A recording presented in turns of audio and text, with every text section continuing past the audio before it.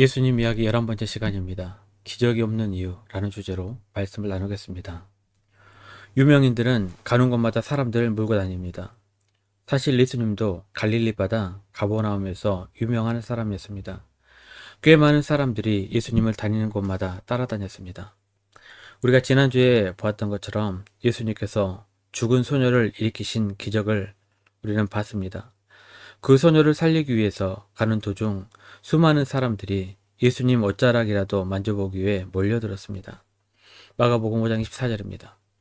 이에 그와 함께 가실새 큰 무리가 따라가며 에워스 밀더라. 이제 예수님께서 가버나움을 떠나 예수님의 고향인 나사렛으로 가셨습니다. 그런데 나사렛에 오셔서 예수님께서는 다른 곳과 달리 굉장히 싸늘한 대접을 받으셨습니다. 그래서 예수님께서는 4절에 이렇게 말씀하십니다.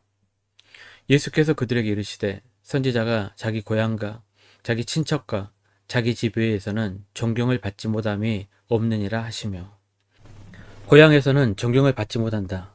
사실 이 말은 잘 맞는 말인 것 같습니다. 아마도 예수님도 비슷한 상황이었던 것 같습니다. 그런데 문제는 여기서 끝나지 않습니다. 예수님께서는 그동안 갈릴리 호수에서 무수하게 보이셨던 이적을 여기서는 거의 행하고 있지 않습니다. 5절입니다. 거기서는 아무 권능도 행하실 수 없어 다만 소수의 병자에게 안수하여 고치실 뿐이었고, 나사렛에서는 아무런 권능도 행하실 수 없었다. 저는 이것이 바로 편안하게 예수님을 따르기로 한 그런 대부분의 교회들의 문제가 아닐까 생각해 보았습니다. 어떤 자매가 저에게 이렇게 물었습니다. 목사님, 왜 요즘 교회에서는 중국이나 선교지에서 일어나는 그런 기적들이 일어나지 않을까요? 여러분은 어떻게 생각하십니까? 물론 여기에는 정말 많은 답들이 있을 것입니다. 성경에서는 많은 답을 해주고 있는 것이 사실입니다. 그 수많은 답 중에 오늘 본문에서도 몇 가지 이유를 제시하고 있습니다. 왜 예수님께서는 나사렛에서는 기적을 행하지 않으셨을까요? 왜 누구는 기적을 체험하는데 나는 기적을 체험하지 못할까요? 우리 2절 말씀입니다. 안식일이 되어 회당에서 가르치시니 많은 사람이 듣고 놀라 이르되 이 사람이 어디서 이런 것을 얻었느냐? 이 사람이 받은 지혜와 그 손으로 이루어지는 이런 권능이 어찌 됨이냐? 예수님께서는 나사렛에 가셨습니다. 그리고 회당에 들어가셔서 사람들에게 말씀을 전하셨습니다. 그때 사람들이 굉장히 관심을 갖고 말씀을 들었을 것입니다. 듣고 놀랐다.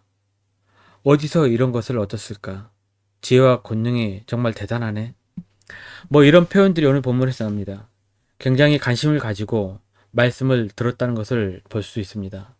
그런데 문제는 무엇입니까? 이 사람들은 관심이나 호기심으로 끝나고 말았습니다. 더 이상 예수님에 관해서 알기를 거부합니다. 예수님 만나는 것 자체를 별로 좋아하지 않습니다. 오늘 첫 번째 여러분들하고 나눌 말씀은 이것입니다. 예수님은 선생이나 기적을 베푸는 사람 이상이라는 것입니다. 호기심의 대상이 아니라 믿음의 대상입니다. 우리가 예수님을 더 이상 깊이 있게 만나려고 하지 않기 때문에 여기에서 어떤 능력이나 기적이 일어나지 않는 것입니다. 예수님을 더 깊게 알기 위해서는 사실 우리의 시간이 필요합니다. 우리는 더 많은 몸으로 헌신해야 되고 우리의 물질도 더 많이 들어가게 됩니다. 그래서 그런지 그냥 교회에 나오고 그냥 교회에 다닙니다. 많은 사람들이. 예수님을 더 깊이 만나려는 진지함이 별로 없습니다. 사실 기적이나 권능에도 관심이 없습니다. 그냥 교회는 사회활동하는 정도로 나오는 사람들도 많습니다. 저는 이런 사람들에게 예수님께서 권능을 베풀지 않는 것은 당연하다고 생각합니다. 예수님의 능력을 경험하고 싶으십니까? 그럼 예수님을 보다 더 깊이 알아가시기를 바랍니다. 예수님을 깊이 있게 만난 사람들에게는 예수님께서 권능을 행하실 것이라고 저는 분명히 믿습니다. 우리 3절입니다. 이 사람이 마리아의 아들 목수가 아니냐? 야고보와 요셉과 유다와 시몬의 형제가 아니냐? 그 누이들이 우리와 함께 여기 있지 아니하냐 하고 예수를 배척한지라. 사실 나사렛 사람들은 예수에 대해 관심을 조금 보였습니다.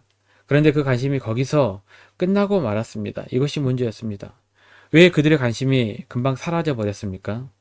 자신들의 생각과 경험의 편견 때문이었습니다. 뭐 예수가 대단해봤자 뭐 그런 대단한 사람일까? 이 동네에서 자라서 그 형제들도 여기 있고 그 자매들도 여기 있는데 나사렛에서 무슨 선한 것이 나겠느냐? 저는 이런 경험과 사고의 편견들 이런 것들이 잘못되었다 생각합니다.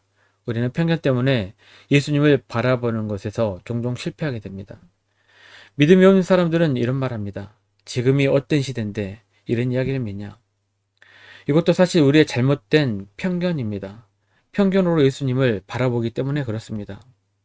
믿음이 있다고 하는 사람들조차 잘못된 편견을 가지고 신앙생활 하신 분들이 많이 있습니다. 10년, 20년 교회생활 하는데도 불구하고 아무런 변화도 없고 영적인 체험도 하지 못하는 것입니다. 오늘 두 번째로 나누고 싶은 말씀이 이것입니다. 우리의 잘못된 편견으로 예수님을 바라봐서는 안 된다는 것입니다. 사랑하는 성도 여러분, 예수님의 권능을 체험하고 싶으십니까? 그러면 여러분의 편견을 내려놓으시고 이제 새로운 마음으로 예수님을 바라보고 믿어야 할 것입니다.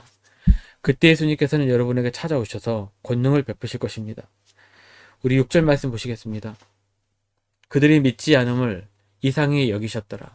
이에 모든 촌에 두루 다니시며 가르치시더라.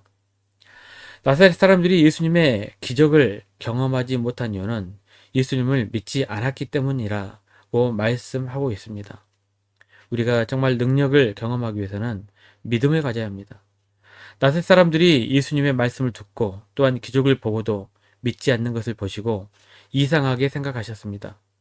그리고는 믿지 않는 그 나사렛 사람들에게 어떠한 권능도 베풀지 않으셨습니다.